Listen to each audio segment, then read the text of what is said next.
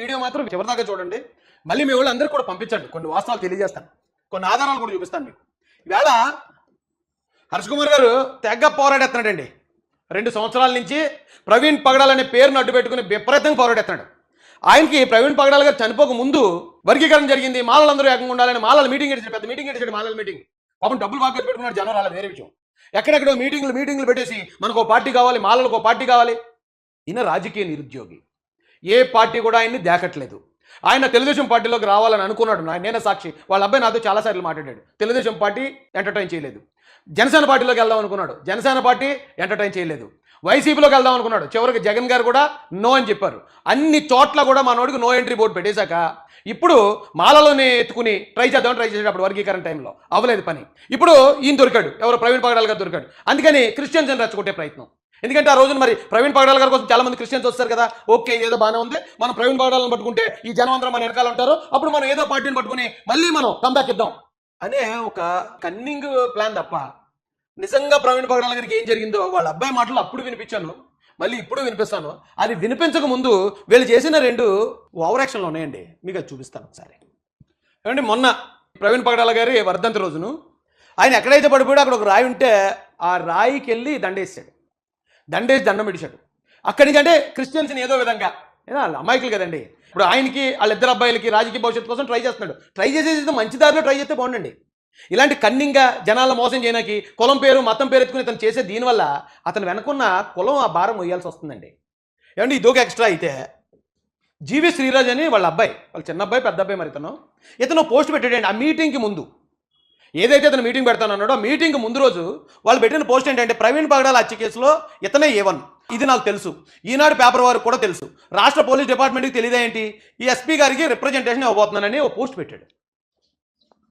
అంటే వీళ్ళ రాజకీయం తెలియదేట్లు మంచిగానండి, ఎందుకు మన చావు తెలియదేట్లు ఇవి. ముందు రోజు పెట్టాడు ఇది పెట్టులోకి జనం అందరూ ఓకే అయితే దొరికేసాడు అనమాట. ఎవరో హర్ష్ కుమార్ గారు వాళ్ళ అబ్బాయి నేరస్తులు పడేసుకున్నారనమాట అని మరుసటి రోజు మీటింగ్కి రావాలని. ఇప్పుడు ఈ పోస్ట్ లేదు, డిలీట్ చేసేసాడు. ఎందుకంటే మీటింగ్ అయిపోయింది కదా, మీటింగ్ అయిపోయింది, గొర్రెలు వెళ్ళారు, దాన్ని ఫోటోలు తీసుకున్నారు, ఇక మా కోసం ఎంతమంది జనం వస్తున్నారని వీడియోలు పెట్టేసుకున్నారు, అయిపోయింది, పోస్ట్ డిలీట్ చేశారు. ఏమంటే డిపార్ట్మెంట్కి తెలిసాడండి, ఈనాడు పేపర్కి తెలిసాడండి ఈడట. మరి ఇది తిన్నంగా యువతలు తిరుగున్నప్పుడు ఫోటో వేయచ్చు కదండి. యువతలు తిరగకుండా ఫోటో అంటాడు, ఇంక వెనక్కి ఇలాగెలాగించుకుంటూ పోతున్నాడు ఏంటి. జనాన్ని ఏం వాడుతున్నారా ఆ స్వామి, ఎందుకయ్యా ఇంత కన్నింగ్ తెలియదు అట్లా. ఇది ఇతరులందరికీ అర్థమైపోతుంది మీరు చేసే స్ట్రాటజీ.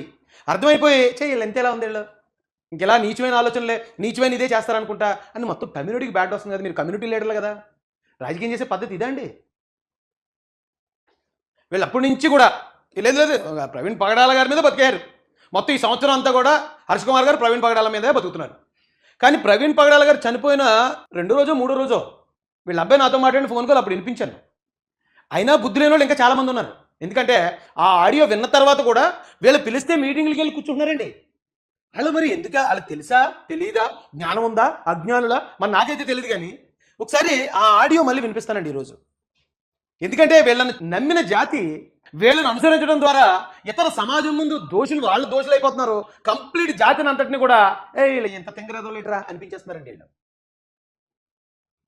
ఏమండి ఆడియో కాల్ వినిపిస్తానండి, చాలా జాగ్రత్తగానండి. హర్ష్ కుమార్ గారు అబ్బాయే, ఈయనంత దారుణం కాదనిపిస్తుంది నాకు, అమాయకుడు అనిపిస్తుంది. ఆయన నాకు ఫ్రెండే. అయితే ఆయన మామూలుగా మాట్లాడేశాడు అమాయకుడిగా. ఆయన అమాయకుడు, నేను అమాయకుడిని. ఇద్దరు అమాయకులు మాట్లాడుకుంటే ఎలా ఉంటుంది మీకు తెలుసు కదా. అలాగే ఆయన మాట్లాడాడు. ఇది అన్న ఎందుకు నేను బయట తీసుకొచ్చానంటే ఇప్పటికీ ఎవరైతే ప్రవీణ్ పగడాల్ గారు ఉన్నారో ఆయన చంపేశారు, విజయవాడ దగ్గర చంపేశారు, యూపీ గ్యాంగ్ చంపేసింది, RSS వాళ్ళు చంపేశారు, వాళ్ళెవరో ఉపాధ్యాయుని వాడు చంపేశాడని ఇప్పటికీ ఈయన ప్రచారం చేస్తున్నాడండి. ఇప్పటికీ ఇది ఆడియో బయటకు వచ్చింది. దీన్ని నేను అప్పుడు ఒకసారి వినిపించాను, కానీ ఫోన్లో ఏదో బతుకుతున్నారు, ఎవరు స్ట్రాటజీ వాళ్ళకుంటుంది, ఎవరు రాజకీయం వాళ్ళకుంటుంది కదా, వాళ్ళ గొడవ మనకి ఎందుకు అనుకున్నాను. కానీ తీరా సుప్రీంకోర్టు ఒక ఆర్డర్ ఇస్తే మొత్తం 2 రాష్ట్రాల్లో ఉన్న ఇతర కులాలు అన్నీ ఆనందపడి సంబరం చేసుకుంటున్నాయి. ఏంటి ఎందుకు చేస్తున్నారు ఇలాంటి ఇలాంటి వాళ్ళ గురించి వీళ్ళు చేసే ఓవర్ యాక్షన్, లేకపోతే వీళ్ళు పెట్టి తప్పుడు కేసులో, లేకపోతే వీళ్ళు SC STలు అని చెప్పి వీళ్ళు మాట్లాడే మాటలో ఇతర కులాలను అంత బాధించేయండి. మరి వీళ్ళు కంట్రోల్ చేయాల్సిన బాధ్యత. ఇంట్లో 4 అన్నదమ్ములు ఉండి ఒకటి తాగుపోతే ఊరంతా వెళ్ళి గొడవలు తెత్తు మన పరువు తీసేస్తుంటే ఊరుకుంటారా మిగిలిన 3 అన్నదమ్ములని? మరి ఉంటే ఇంట్లో ఉండు, శుభ్రంగా ఉండు, లేదా బయట పో, నీ వల్ల మొత్తం కుటుంబం తీసేస్తున్నా అంటారంటారండి. నేను అదే మాట అంటున్నానండి, ఆ కుటుంబ సభ్యుడిగా నేను అదే అంటున్నాను. నిన్న డాడీకి మన డాక్టర్స్ ఫోన్ చేశారండి. ఫోన్ చేసి ఖచ్చితంగా ఇంటి మీద నిన్నంటే ఎప్పుడంటే అండి ఆ పోస్ట్ మార్టం అయిన మూడో రోజు వచ్చింది ఫోన్ కాల్ నాకు. అంటే పోస్ట్ మార్టం అయిన 2 రోజులకో 1 రోజుకో పోస్ట్ మార్టం మరుసటి రోజు అనుకుంటా ఈయన కాల్ వచ్చింది. ఎవరికి? హర్ష్ కుమార్ గారికి. ప్రవీణ్ పగడాల గారిని పోస్ట్ మార్టం చేసిన మరుసటి రోజు వచ్చిన కాల్ ఇది. ఆయన హర్ష్ కుమార్ గారు ఏం మాట్లాడారో ఆ మరుసటి రోజు ఈయన నాకు ఫోన్ చేసి మాట్లాడారు. అంటే ప్రవీణ్ పగడాల గారి పోస్ట్ మార్టం అయిన తర్వాత రోజు కాకుండా ఆ తర్వాత రోజు మాట్లాడిన వాయిస్ ఇది. నిన్న డాడీకి మన డాక్టర్స్ ఫోన్ చేశారండి. ఫోన్ చేసి ఖచ్చితంగా ఇంటి మీద దెబ్బలు ఉన్నాయి కుమార్ గారు, ఇది జరిగింది యాక్సిడెంటే, అదైతే మటుకు అన్కండిషనల్ ఫ్యాక్ట్. జరిగింది యాక్సిడెంటే, ఇది అయితే మాత్రం అన్కండిషనల్ ఫ్యాక్ట్ అని చెప్పి డాక్టర్లు ఫోన్ చేసి పోస్ట్ మార్టం చేసిన డాక్టర్లు ఫోన్ చేసి చెప్పారంటండి. దీనికి అన్యాయం కాదండి. ఇప్పటికి ఇంకా అది మర్డర్ అని నమ్మిస్తూ తిరుగుతున్నారు. అన్యాయం కాదండి. ఇప్పటికి ఇంకా అది మర్డర్, అలా చంపేశారు, వాళ్ళు చంపేశారు, వీళ్ళు చంపేశారు, చంపేసి ఎవరిని ఎక్కడి నుంచో తీసుకొచ్చి ఇక్కడ పడతారని ఆ యాక్సిడెంట్ జరిగిన దగ్గరికి వెళ్ళి వేసేసి హతసాక్ష్యాన్ని బోర్డులు వేసేసి మరి ఇప్పుడు మనం అంటే ఓకే అండి, ఇతర సమాజం అసహించుకోదండి మనల్ని. ఏట్రా వీళ్ళ బతికేంట్రా, వీళ్ళ పద్ధతి ఏంట్రా, ఏటీలు చేసే ప్రచారం ఏంట్రా అసహ్యంగా అని చెప్పి ఇతర సమాజం ముందు ఎదవలైపోవా మనం. అన్కండిషనల్ ఫ్యాక్ట్ అండి అది యాక్సిడెంట్ అనే విషయం. ఆ విషయం ఈయనకి మరుసటి రోజు తెలిసింది. అయినా బాబోయ్ అప్పుడైతే పడిపోయాడు, కానీ ఒంటి మీద దెబ్బలు ఉన్నాయి. అంటే బహుశా అసలు ఎక్కడైనా హైదరాబాద్ శివార్లో కానీ విజయవాడలో కానీ కొట్టారండి. అది ఏదైతే పోస్ట్ మార్టం చేశారో దాని ముగ్గురు క్రిస్టియన్స్, రోడ్డు మీద కడుపు పెట్టుకోండి మనోళ్ళు. ముగ్గురు క్రిస్టియన్స్ మనోళ్ళు ఆయన చెప్పిన మాట అది. పోస్ట్ మార్టం చేసిన ముగ్గురు క్రిస్టియన్స్ అట మనోళ్ళే. కాబట్టి అక్కడ ఏం రాంగ్ జరగదు కదా. మనోళ్ళు ఇప్పుడు చాలా మంది జరిగే ప్రచారం అంటే పోస్ట్ మార్టం అయితే తేడా జరిగిపోయింది, ముందు ఎందుకు చెప్పలేదు, తర్వాత ఎందుకు చెప్పారు కాబట్టి పోస్ట్ మార్టం అంటే పోస్ట్ మార్టం చేసింది క్రిస్టియన్స్ అట. క్రిస్టియన్స్ని పెట్టారు అక్కడ గవర్నమెంట్. చంద్రబాబు నాయుడు గారు గవర్నమెంట్ ఎవరన్నా పెడితే ఇలాంటి వాళ్ళు ఇలాంటి తప్పుడు ప్రచారం చేస్తారనే ముగ్గురు క్రిస్టియన్స్ని గ్రూప్ ఆఫ్ డాక్టర్ని అసలు ఎప్పుడు ఒక డాక్టర్ చేస్తాడు, కానీ గ్రూప్ ఆఫ్ డాక్టర్స్ని ఇచ్చింది ఈ గవర్నమెంట్. చంద్రబాబు నాయుడు గారు గవర్నమెంట్ ముగ్గురు క్రిస్టియన్స్ని ఇచ్చింది. వెళ్ళి చేస్తే వాళ్ళు క్లియర్గా చెప్పారు ఇది యాక్సిడెంట్ అని. ఎంత అన్యాయం అండి. ఇప్పటికింకా ఉండండి. ఆడెవడ ఎర్రప్ప అన్నవాడు ఆడు ఎంత దారుణం తిరుగుతున్నాడు తెలుసా చంద్రబాబు నాయుడు గారిని. ఆయన అలా వచ్చాడట, ఇలా వచ్చాడట, తాగి పడిపోయాడట, అలా పడిపోయాడట, చంద్రబాబు నాయుడు చూసాడట, పవన్ కళ్యాణ్ పక్కన చూసాడట. ఆ ఎర్రప్పగాడు పక్క రాష్ట్రం నుంచి వచ్చి ఇక్కడ తిట్టేసిపోతున్నాడు. 3 చోట్ల హెల్మెట్ పెట్టుకొని 3 చోట్ల కూడా 3 రకాల బ్రాండ్ కొనుక్కొని రాజమండ్రి నుంచి తాగుతూ వచ్చాడట. చంద్రబాబు గారు పక్క నుండి చూశారు, పవన్ కళ్యాణ్ గారు, లోకేష్ గారు సీసీటీవీలో వీడియోలు రికార్డ్ చేశారు, జగన్మోహన్ రెడ్డి గారు మందు పోశారు. ఒళ్ళు దగ్గర పెట్టుకొని మాట్లాడండి, సేవకుల గురించి మాట్లాడారు. ఇప్పుడు ఏమో మతం మత్తులో ఉండొచ్చు, మతం మత్తు ఉండొచ్చు, కానీ ఎంత దరిద్రం ఉండకూడదు బాబు. ఇదేం దరిద్రం. అందుకేనే బాబు మనల్ని అందరూ అంత అసహించుకుంటున్నారు మీలాంటి కొద్ది మంది అలవల వల్ల. అసలు ఎందుకు చిరాకు పడతారు, ఎందుకు చిరాకు చూపిస్తారు. క్రిస్టియన్ అంటే పోయే ప్రార్థన చేసుకుని వస్తాడు, బతుకుతాడు. అలాంటి వాళ్ళు అందరూ ఎందుకు చూస్తారంటే ఇక మీలాంటి అర్థం చేసే పనుల వల్ల. ఏమో మీలాంటి దరిద్రం నా కొడుకులు వాళ్ళు కదా మేమే అడ్డుకోవాలరా బాబు. ఇప్పుడు ఇంట్లో పరుగు పోతుంది అన్నప్పుడు ఆ తమ్ముడు అన్న ఎలా కంట్రోల్ చేస్తాం, అలాగే మిమ్మల్ని కూడా మేమే కంట్రోల్, ఆ బాధ్యత కూడా మేము తీసుకుంటారు. రే మిమ్మల్ని అందరూ మేము దత్త తీసుకుంటాం, కంగారు పడకండి రా. వాళ్ళల్లో ఒకటి మేము అన్ని రికార్డెడ్ గా ఉన్నాయి మా దగ్గర, వాయిస్ రికార్డింగ్ అన్నీ ఉన్నాయి. చంద్రబాబు నాయుడు గారి మీద చాలా బాధ్యత ఉందండి. హైదరాబాద్ నుంచి ఆంధ్రప్రదేశ్ వరకు ఎక్కడో దగ్గర ఆయన వీడియోస్ కానీ మీరు కానీ ఓపెన్ చేసి ప్రూవ్ చేయగలిగితే మేము అందరూ మేమైతే ఉంటాం, కానీ అది ప్రూవ్ చేయలేని పరిస్థితుల్లో మాత్రం హైదరాబాద్ నుంచి అక్కడ అంతకుముందు దెబ్బలు ఉన్నాయి. అయితే ఇక్కడ పడిపోయినప్పుడు కాకుండా అంతకుముందు దెబ్బలు ఉన్నాయంటే ఆ వీడియోలన్నీ చూసాం కదా. ఆయన కేసర్ దగ్గర పడిపోయాడు, మరో చోట పడిపోయాడు, అక్కడ ఆ పడిపోయిన దెబ్బలు ఉంటే ఉండొచ్చు. అప్పుడు ఈయన ఏమడిగాడండి, అవన్నీ బయటకు పెడితే చంద్రబాబు నాయుడు గారిని చాలా బాధ్యత ఉంది, అవన్నీ బయటకు తీసుకురావాలంటే వాస్తవాలు తీసుకురావాలంటే ఆయన అడిగాడు శ్రీరాజు గారు. చంద్రబాబు నాయుడు గారు 70 మందిని సిట్టు స్పెషల్ ఇన్వెస్టిగేటివ్ టీంని వేసి 70 మందిని వేసి పాపం హైదరాబాద్ నుంచి ఆంధ్రప్రదేశ్ ఆయన పడిపోయేదాకున్న సీసీ ఫుటేజ్లు అన్నీ తీసి బయటకు ఇచ్చారు. ఇస్తే ఇవన్నీ తెలిసిన ఈయన ఆ వచ్చిన డూప్ అన్నాడండి. ఆ డూపడు అది నిజమైన ప్రవీణ్ పగడాల కాదు, ఒక డూప్ గాని తీసుకొచ్చారు. ఈయన ఎక్కడ హైదరాబాద్లోనే కొట్టి చంపేశారు, హైదరాబాద్లోనే తేడా చేశారు. అక్కడి నుంచి వచ్చేవాడు మొత్తం ఆ పడిపోయినోడు, ఆ దొరిలేసినోడు, ఇలాగ వచ్చినాడు అంతా డూప్ అన్నాడు ఈయన. అదే హర్ష్ కుమార్ అప్పుడు ఏమన్నాడండి ఆయన, నేను అక్కడ తెలంగాణలో మా గవర్నమెంట్ ఉంది, మా రేవంత్ రెడ్డి ఉన్నాడు, మరి అక్కడ పోస్ట్ మార్టం చేయించేస్తాను, తేల్చేస్తాను. తేల్చాడండి? ఏమన్నా తేల్చాడా? తేల్చడు. ఈ గొడవ ఈయన అబద్ధాలు చెప్తాడు ఈయన. అయినా కానీ అదే హర్ష్ కుమార్ గారు అంటే అదండి ఇదండి అని ఓ 10 మంది ఆయన దగ్గరికి వెళ్తున్నారు అనుకో, మీ 10 మంది వల్ల మొత్తం జాతి అంతా బరువు మోయాల్సి వస్తుంది బాబు. జాతి అంతా బరువు, ఈ దరిద్రమైన బరువు మోయలేకపోతున్నారు ఆయన. ఇంకా అసలైంది ఉంటుంది చూడండి, అసలైంది ఉంది. బాధపడాల్సి వస్తుంది, మీరు బాధపడాల్సి వస్తుంది. మీరు ఇన్వాల్వ్ అవ్వండి దీంట్లో, న్యాయం చేయండి, వాళ్ళకి వదిలేదు దీన్ని. అన్నా చంద్రబాబు నాయుడు గారు చేయించారా లేకపోతే లోకేష్ గారు చేయించారా? వాళ్ళకి ఏం అవసరం ఉందా? లేదు కదా, ఏమంటే మీరుగా చెప్పేస్తున్నాం కదా. చంద్రబాబు నాయుడు గారు చేయించారు, లోకేష్ గారు వాళ్ళకేం అవసరం ఆయన అన్నాడండి ఆ రోజు. కానీ ఈయనేమన్నాడండి ఈరోజు కూటమి చేయించింది, చంద్రబాబు నాయుడు గారే చేయించారు, మొత్తం ఎన్డీఏ గవర్నమెంట్ చేయించింది అన్నాడు ఈయన. సార్ అన్యాయం అండి, చాలా అన్యాయం. 100% 100% ఇన్వెస్టిగేషన్ ఆఫీసర్ నాన్నగారికి ఫోన్ చేసి, ఎవరైతే పోస్ట్ మార్టం చేశారో ఆయన ఫోన్ చేసి 100% ఇది ఆయన ఒంటి మీద దెబ్బలు ఉన్నాయండి, అనుమానాస్పదంగా ఉన్నాయి, అతను ఎవరో కొట్టారు. దాంతోనే అఫ్కోర్స్ ఇది డ్రంక్ అండ్ డ్రైవ్, ఇదైతే తమకులో ఇదేదో ఉందంట. ఆయన ఎవరో కొట్టారండి. అఫ్ కోర్స్ ఇది drunk and drive. Sir Praveen Pagadala గారి పోస్ట్ మార్టం జరిగిన 2వ రోజో 3వ రోజో ఈ వాయిస్ పోస్ట్ మార్టం జరిగిన 2వ రోజో 3వ రోజో ఆయన డ్రంక్ అండ్ డ్రైవ్ అని హర్ష్ కుమార్ గారికి ఇన్వెస్టిగేటివ్ ఆఫీసర్ పోస్ట్ మార్టం చేసిన ఆయన చెప్పాడని. హర్ష్ కుమార్ గారి రెండో అబ్బాయో మాకు పెద్ద అబ్బాయి అయినా ఏదో ఒక అబ్బాయి, ఇద్దరు ఒకలాగా ఉంటారు వీళ్ళు. వాళ్ళు చెప్పిన సాక్ష్యం అండి, ఇది కాదని చెప్పమానండి వాళ్ళు. ఈ వాయిస్ నాది కాదని చెప్పమానండి, నేను చెప్పలేదని చెప్పమానండి. ఇంకా ఉంది అసలు మ్యాటర్, అదంతా కూడా ఇప్పేస్తాను బయట. తప్పు కదండి, సిగ్గుందండి అసలు. వీళ్ళు చెప్పిన మాట నమ్మి ఇతర కులాలను, హిందూ కులాలను, హిందూ మతాలను, ఆర్ఎస్ఎస్ను, బీజేపీను ప్రవీణ్ పగడాలను చంపేశారని తిట్టే ఎవరికన్నా సిగ్గుందా? అన్నం తింటున్నారా, గడ్డి తింటున్నారా? అన్నం తింటారా, గడ్డి తింటారా ఎదవల్లారా? ఇది నేను చెప్పి ఇవన్నీ ఎందుకులే బయట పెట్టడం. సరే పాపం ఆయన టైం అలాగుంది, ఆ ఫ్యామిలీ, ఆయన చాలా మంచోడు ప్రవీణ్ పగడాల, ఆయన నేను బయట పెడతాం అని చెప్పి నేను కాదు ఇది యాక్సిడెంటే ఊరుకుంటారా నోరు మూసి అంటే కొద్దిమంది ప్లాట్ఫామ్ గళ్ళు నా కొడుకులు.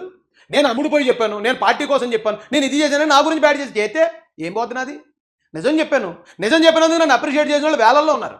కొంతమంది ఎదవలు నన్ను తిట్టుకోవడం వల్ల నాకేం నష్టం లేదు. అప్పుడు కూడా నేను చెప్పలే ప్రవీణ్ పగడాల గారికి ఇలా జరిగింది, ఇది పరిస్థితి ఎలా జరిగింది, ఆయన ఇంటి దగ్గర నుంచి పలానా సందర్భంలో బయలుదేరాడు, ఇంటి దగ్గర అలా జరిగింది, ఇంటి దగ్గర నుంచి వచ్చేటప్పుడు మధ్యలో పలానా వాళ్ళు ఫోన్ చేశారు ఇంటి దగ్గర. ఏమో నేను అక్కడ చెప్పలేదు. ఎందుకు? ప్రవీణ్ పగడాల నా మిత్రుడు, నేను అతను చావును వాడుకోవాలనుకోలేదు. అతను చావును వాడుకుని వచ్చే ఆ చావు మీద, శవాల మీద పేలాలు ఏరుకునే బతుకు నాది కాదు, నాకు వద్దది అనుకున్నాను. నేను అక్కడితో వదిలేశాను. ఎంతోమంది అంటున్నాను, ఇప్పటికే అన్నారు నన్ను, ఇప్పటికే అంటానే ఉన్నారా ప్రవీణ్ పగడాల విషయంలో నువ్వు పాపం చేసావు, నీకు దేవుడు అలా చేస్తాడు ఇలా చేస్తాడు. చేయని, నేను నిజంగా పాపం చేస్తే దేవుడు ఏమైనా పనిష్మెంట్ ఇస్తే నేను తీసుకుంటాను, నా కుటుంబం తీసుకుంటుంది. కానీ నేను పాపం చేయకుండా మీరు పాపం చేస్తూ నన్ను పాపం చేస్తున్నానంటారు రా బాబు, ఇదేం దరిద్రం నాయన. ఆలోచి, ఇదిగో ఈ ఆడియో తిప్పిసారి వీళ్ళకి చెప్పాను వింటలేదు కదా. ఇప్పటికీ ప్రవీణ్ పగడాలని మర్డరే, హిందువులే చంపేశారు, బీజేపీ చంపేసింది, కూటమి ప్రభుత్వం చంపేసింది అన్నారు కదా. ఇది ఎక్కడికి వెళ్ళి ఇది వేస్తాను సార్ నేను. వీళ్ళు మళ్ళీ అలాంటి మీటింగ్లు ఎక్కడ పెట్టినా ఇక ముందు ఇది మొత్తం మా మహాసేన టీంతో హల్చల్ చేయిస్తాను, కంట్రోల్ చేస్తాను నేనే. ఎందుకంటే బాధ్యత గల ఈ దళిత జాతి బిడ్డగా నా జాతికి ఇలాంటి వాళ్ళు చేసే రాజకీయం వల్ల వచ్చే చెడ్డ పేరుని అడ్డుకునే బాధ్యత నేనే తీసుకుంటాను. అంటే అన్నయ్య ఏం చేస్తారో చేయనివ్వండి. దాంతోనే అఫ్కోర్స్ ఇది డ్రంక్ అండ్ డ్రైవ్, ఇదైతే తమకులో ఇదేదో ఉందంట. కానీ ఆ దెబ్బలు కూడా ఉన్నాయి కదా, ఎవడో పొడిగోళ్ళకో పెద్ద బ్యాగ్ ఇచ్చినట్టు ఉన్నాడు. చూడండి, వీళ్ళ మాటలకు నవ్వాలా? మా స్నేహితుడు ఆ ప్రవీణ్ పగడాలని ఆయన ఇలా బదనాం చేస్తున్నారని బాధపడాలని నాకు అర్థం కావట్లేదండి. అది డ్రంక్ అండ్ డ్రైవ్ అని ఆయనే చెప్పాడు, కడుపులో ఆల్కహాల్ ట్రేస్ అయిందని ఆయనే చెప్పాడు, ఎక్కడో ఎవరో కొట్టేసి ఉంటారో పెగ్గు దాగి వచ్చేసి ఉంటాడని ఆయనే చెప్పాడు, ఇది యాక్సిడెంట్ అని కూడా ఆయనే చెప్పాడు. మరి ఈరోజు ఈయన మాట్లాడే మాటలకి ఏంటంటే అర్థం ఏంటి? ఏం చెప్పాలండి వీళ్ళకి? వీళ్ళు చేసే పనుల వల్ల వీళ్ళకేం పోదండి. 2 సార్లు ఎంపీ చేశాడు, ఒక మినిమం 100 కోట్లు 200 కోట్లు అది సంపాదించుంటాడు, 2 కొడుకులకి చెరో 100 కోట్లు ఆయన ఇవ్వగలడు, ఆయనకి ఏమీ నష్టం లేదు. ఈయన మాట నమ్మి ఎవడైతే వస్తాడో, ఎవడైతే రోడ్డు ఎక్కుతాడో, ఎవడైతే ఇది చేస్తాడో సంక నాకిపోతారో రై, నాకేం పోదు. నేను జస్ట్ జరిగిన పరిస్థితి మీకు చెప్తున్నాను, మీ ఇష్టం, మీరు ఫాలో చేస్తారా, ఆయన చెప్పిందే చేస్తారా, లేకపోతే ఆయన కోసం ఏదైనా చేస్తారా, మీ సౌ మీరు రావండి, నాకేమీ నష్టం లేదు. అర్థమైందా? ఈయన గురించి ఇంకోటి ఉంది, చూపిస్తాను చూడండి. గతంలో ఒకసారి ఎక్కడో అంబేద్కర్ స్టాట్యూ మీద దాడి జరిగిందట. అంబేద్కర్ స్టాట్యూ మీద దాడి జరిగితే పోలీసు అవన్నీ వచ్చి మొత్తం చూస్తే ఆ దాడి చేయించిన దాంట్లో ఖచ్చితంగా హర్ష్ కుమార్ గారు అనుచరులు ఉన్నారని తేలిందట. అంటే ఏంటి? ఏం గొడవ లేకపోతే ఏదో గొడవ కావాలి ఆయనకి, గొడవ ఉంటేనే ఆయన లీడర్షిప్. మామూలుగా జాతికి ఏం కావాలి, జాతికి ఎవడన్నా ఏం చేస్తున్నాడో ఆ ఫిలాసఫీలు మాట్లాడి ఈయనకి రాదు. గొడవ ఉంటే ఎదుటి కులం మీద రెచ్చగొడతాడు ఆయన, ఆ స్టైల్ అయింది. ఎక్కడ గొడవ జరగకపోతే గొడవ ఆయనే క్రియేట్ చేస్తాడు అని ఆల్రెడీ విన్నాను ఒకసారి. దాంతోపాటు చాలామంది చెప్తున్న మాట అండి, యానంలో రీజెన్సీ సెరామిక్ అని పెద్ద కంపెనీ, 1200 మంది కార్మికులు పనిచేసేవారట. ఆ 1200 మంది కార్మికులు పనిచేసే ఆ ఫ్యాక్టరీలో సడన్గా కార్మిక సంఘానికి యాజమాన్యానికి గొడవ క్రియేట్ అయిపోయింది. కార్మిక సంఘం మొత్తం ఫ్యాక్టరీ అంతా ధ్వంసం చేసేసి దాన్ని లూటీ చేస్తుంటే పోలీసులు ఎవరిని అరెస్ట్ చేశారు, ఒక కార్మిక నాయకుడు చనిపోతే వెంటనే కార్మికులు లేకపోయి వైస్ ప్రెసిడెంట్ చంద్రశేఖర్ గారు ఎవరు ఉన్నారు, ఆయన చంపేశారు. కంపెనీ లాక్డౌన్ అయిపోయింది, కంపెనీ మూతపడి 1200 మంది జీవితాలు రోడ్డును పడిపోయి. మరి దీనికి హర్ష్ కుమార్ గారికి ఏంటి కారణం రైజన్ మీరు నన్ను అడగొచ్చు, నాకు కూడా పూర్తిగా తెలియదు. ఇది జరిగి 14 సంవత్సరాలు అయిందట. కానీ చాలా మంది అంటే హర్ష్ కుమార్ గారు హర్ష్ కుమార్ గారి వల్లే పలానా రీజెన్సీలు ఎలా జరిగింది, ఇద్దరు చచ్చిపోయారు, చాలా మంది అరెస్ట్ అయిపోయారు, ఇతను మాత్రం బాగున్నాడు, చాలా మంది దగ్గర విన్నాను. అయితే ఇప్పుడు ఏదైనా దొరుకుతుందా ఏంటి క్లూ అని చెప్పి జస్ట్ గూగుల్ ఎత్తుతుంటే దొరికిందండి ఒక మాస్టర్ పీస్. ఏంటో తెలుసా? పాండిచ్చేరి పార్టీలు ఆరోపిస్తున్నాయి. కార్మిక సంఘం గౌరవ అధ్యక్షుడు అమలాపురం ఎంపీ హర్ష్ కుమార్, ఏపీ మంత్రి తోట నరసింహం అక్కడ పర్యటించారు. మృతుడు మురళి కుటుంబాన్ని విన్నారండి పాయింట్? ఆ కార్మిక సంఘానికి గౌరవ అధ్యక్షుడు ఎవరటండి? హర్ష్ కుమార్ గారట. అయితే ఈ గొడవకే మీరు వెళ్ళండి, మీరు ఇచ్చేయండి, పలానా దానికోసం అడగండి, ఇదంతా ఎవరి ఆధ్వర్యంలో జరిగి ఉంటుందండి? ఒకసారి ఆలోచించి చూడండి. ఇప్పుడు కూడా ఆకివీళ్ళు నేను వచ్చానంటే ఒక్కొక్కడికి మామూలు కూడా అక్కడ రేపు పొద్దుటికల్లా వదిలేయాలని అంటున్నాడు. తూర్పు పశ్చిమ గోదావరి జిల్లాలో ఉన్న అందరూ కూడా నేను కానీ చెలాకు వీడని పిలిపించానంటే అందరూ వస్తారు. అటువంటి పరిస్థితి కొని తెచ్చుకోకండి. రేపటికల్లా అందరినీ మీరు రిలీజ్ చేసేయండి, ఎవరింటికి వాళ్ళని పంపించండి. అంతేగాని పోలీస్ స్టేషన్ లో అక్రమంగా నిర్బంధించి వాళ్ళ మీద చెయ్యి చేసుకున్నట్టు తెలిసిందంటే మటుకు పరిస్థితులు తీవ్రంగా ఉంటాయని చెప్పి నేను ప్రభుత్వాన్ని హెచ్చరిస్తాను. అంటే ప్రవీణ్ పగడాల విషయంలో అలాగే చెప్పాడు, చాలా మంది మీద కేసులు అయిపోయి. ఇప్పుడు ఆకివీడి విషయంలో కూడా అది కరెక్ట్ కాదురా బాబు, ఇలాగ వెళ్ళండి, రామాలయం దగ్గరికి వెళ్ళకండి చెప్పట్లే. నిజంగా నేను ఒకటి అడుగుతానండి, ఆకివీడి దళితులను అడుగుతున్నాను, మీకు సపోర్ట్ చేసేవాడు ఎవడైనా సరే, అడిగి చిన్నోడు కానీ పెద్దోడు కానీ ఎవడైనా సరే, మీ పేట వచ్చి ఆ రామాలయం దగ్గర నిలబడి నేను ఈ రామాలయాన్ని వ్యతిరేకిస్తున్నాను అని ఒక స్టేట్మెంట్ ఇవ్వనండి రా, ఎవరినన్నా సరే. ఎవరన్నప్పుడు మీ వెనకాతలో ఒకవేళ జగన్ ఉన్నాడా, జగన్ వచ్చి మాట్లాడమనండి. మీ వెనకాల హర్ష్ కుమార్ ఉన్నాడా, హర్ష్ కుమార్ వచ్చి మాట్లాడమనండి. పివి సునీల్ కుమార్ ఉన్నాడా, వచ్చి అక్కడ మాట్లాడమనండి. ఇప్పుడు మిమ్మల్ని ఎగదొస్తున్నారు కదా, లేదా అడ్డుకోండి రామాలయాన్ని, గొంతెలం గుడి కట్టమనండి, లేకపోతే ఇక్కడికి రానివద్దు, అది ఇదని మిమ్మల్ని ఎగదొస్తున్నారు కదా. ఎగదోసే ఎవడైనా సరే అక్కడికి వచ్చి నేను ఇగో రామాలయాన్ని వ్యతిరేకిస్తున్నానని జీలో దమ్మునోడు ఎవరైనా అక్కడ నిలబడమనండి. వాళ్ళు ఎవ్వరు రారు, వాళ్ళు సేఫ్గా ఉంటారు, మిమ్మల్ని రెచ్చగొడతారు, మిమ్మల్ని బొక్కలో పంపించేస్తారు, మిమ్మల్ని చూపించాలి లీడర్స్ అవ్వాలని ప్రయత్నం చేస్తున్నారు. బాబు మీకు దండవరా బాబు, తెలుసుకుంటారా నాయన. నాకేం పోయిందిరా, నాకు ఎందుకు అసలు ఈ గొడవలో సంబంధం లేదు. అక్కడ ఉన్నవాళ్ళు వైసీపీ వాళ్ళు రఘురామరాజు గారిని కోపం కాబట్టి వాళ్ళు గొడవ పడింది, పక్క తప్పుకుంటాను, సైలెంట్ అయితే నన్ను అడిగేవాడేడి. నేను మాట్లాడేది మీకోసమేరా, మీ ఒక్కరే కాదు, రాష్ట్రంలో ప్రతి ఒక్కరు ఎవరైతే లీడర్స్ ఉన్నారో వీళ్ళు మీ గ్రామంలోకి వచ్చారంటే శని మీ గ్రామంలోకి వచ్చిందని అర్థం. మీరు సుఖంగా ఉన్న మీ ప్రాణాలు దుఃఖాన్ని పడతాయి, మీరు జైలుకి పోతారు, లేకపోతే మీరు తన్నులు తింటారని అర్థం. రీజెన్సీ సెరామిక్స్లో ఇద్దరు పోయారట అప్పుడు గతంలో. తర్వాత జరిగాయి మొన్న కూడా చాలా గొడవలు, అక్కడికి వెళ్ళిపోతున్నాను ఇక్కడికి వెళ్ళిపోతున్నాను అన్నాడు. ఏ ఒక్కరి గురించి చెప్పండి. నిజంగా ఈయన ఏదైనా ఆర్గ్యూట్ చేయాలంటే జైలుకి పోయినారు కదా, ఓ లాయర్ని కదా పెట్టాలి. లాయర్ని పెట్టి వాళ్ళు ఎలా బయట తీసారో లేటంటే అది వదిలేసాడు. నేను కానీ పిలిపించానంటే మొత్తం అందరూ వచ్చేస్తారు, అక్కడికి వచ్చేసారంటే ఇలాగ అవుతుంది. రేపు వదిలేయండి అంటే వదిలేస్తారా? అటెంప్ట్ మర్డర్ కేసులో అరెస్ట్ అయిన వాళ్ళని హర్ష్ కుమార్ సార్ ఒక వీడియో పెట్టి వదిలేయండి అంటే వదిలేస్తారా? అరే నాకు తెలియదండి, దానికి కోర్టుకు వెళ్ళాలి, బెయిల్ పిటిషన్ వేయాలి, వాదించాలి, మంచి లాయర్ ఉండాలి, పాపం వీళ్ళు ఇన్నోసెన్స్ ప్రూవ్ చేయాలి, వీళ్ళు ఆ టైంలో ఎక్కడ ఉన్నారో ఆ ఆధారాలు కోర్టు వారికి సమర్పించాలి, ఇవన్నీ జరగాలేమో బెయిల్ రావాలంటే అనుకుంటున్నాను నేను. అవన్నీ అక్కర్లేదా? హర్ష్ కుమార్ గారు ఒక వీడియో, పివి సునీల్ కుమార్ గారు ఒక వీడియో, జాడ శ్రవణ్ గారు ఒక వీడియో పెడితే వదిలేస్తారా? అరే నాకు తెలియదండి. అయితే మీరు వాళ్ళనే ఫాలో చేయండి. ఒకవేళ నిజంగా అలా వదిలేశారనుకోండి, హర్ష్ కుమార్ ఒక్క మాటతో అటెంప్ట్ మర్డర్ కేసులో ఉన్న మనల్ని బయటకు వచ్చారని ఆయన గుడి కట్టేయండి. ఆ పక్కనే రామాలయం పక్కనే ఇంకొక చిన్న ప్లేస్ ఏదైనా మనం చూసి హర్ష్ కుమార్ గారికి ఒక గుడి కట్టేయండి, మంచిది.